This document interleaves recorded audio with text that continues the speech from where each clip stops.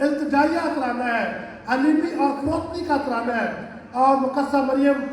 برملا اس چیز کا اظہار کرتی ہے اور یہ بات کہتی ہے کہ وہ اپنے خدا کا شکر ادا کرتی ہے کیونکہ القادر نے اس کے لیے بڑے بڑے کام کیے ہیں، القادر نے میرے لیے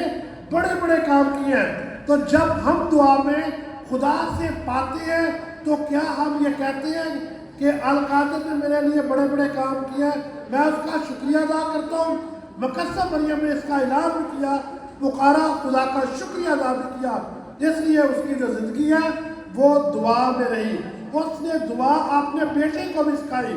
اور یہ گھرانہ جو ہے وہ پاک خاندان تھا، دعا کا گھرانہ تھا۔ حضرت یوسف جو ہے جو راست باز تھا، راست کار تھا، جو دعا کرتا ہے وہ راست باز ہے، جو دعا کرتا ہے وہ حلیم ہے، جو دعا کرتا ہے وہ محبت کے پھول بچھیرتا ہے، جو دعا کرتا ہے وہ امن کی بات کرتا ہے، جو دعا کرتا ہے وہ انسانوں کے پاس جاتا ہے، جو دعا کرتا ہے وہ دھتکارے ہوئے اور دکھی لوگوں کو آزاد کرتا ہے، خلاصی دیتا ہے۔ تو دعا ہمارے اندر ہماری زندگی کو تبدیل کر دیتی ہے۔ مقدسہ مریم نے بھی یہی دعا کا عمل اپنے پاک خاندان میں، حضرت یوسف نے جو راست باز تھا، مقدسہ مریم جو تابعدار تھی، خداوند یسوع مسیح جو اپنے باپ کی مرضی اور رضا کو پورا کرتا ہے، یہ خاندان دعا کا خاندان تھا۔ اس خاندان کا جو ماڈل ہے وہ ہماری کلیسیا کا ماڈل بھی ہونا چاہیے، تاکہ ہم بھی دعائیا کلیسیا بنے، ہم بھی روحانی کلیسیا بنے، ہم بھی ایسا خاندان بنے جو خدا میں قائم رہنے والا ہے۔ پوپ جان پال جو اب مقدس بھی ہیں، وہ اپنے انسائکلیکل ایشین ایکلیسیا میں لکھتے ہیں کہ خاندان انسانی ورثے کا محافظ ہوتا ہے، اس کے ذریعے زندگی نسل در نسل منتقل ہوتی ہے۔ اور پھر وہ کہتے ہیں کہ خاندان ایک گھریلو کلیسیا ہے، یعنی خاندان جو ہے وہ ایک گھریلو کلیسیا ہے، آپ ایک گھریلو کلیسیا ہے۔ یہاں پر ہر بیٹھا ہوا خاندان وہ ایک کلیسیا ہے، کیونکہ وہ چند افراد کے ساتھ مل کر جب دعا کرتے ہیں،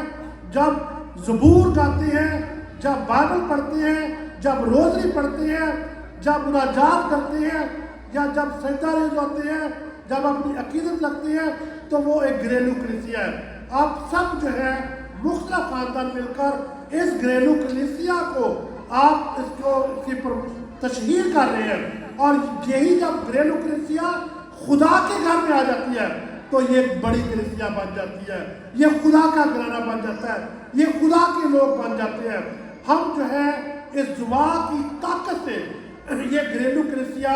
خدا کا گھرانہ بن جاتا ہے، وہ گھرانہ بن جاتا ہے جو تابعدار ہے، جو خدا میں رہتا ہے، جو محبت میں رہتا ہے، جو خدا میں چلتا ہے۔ اس لیے ہم نے اپنی اس رفاقت اور شراکت کو جاری اور طاری رکھنا ہے۔ پوپ فرانسس نے پچھلے 3 سالوں سے روم ایک سینڈ کو بلایا ہوا تھا، تو یہ سینڈ جو ہے اس سال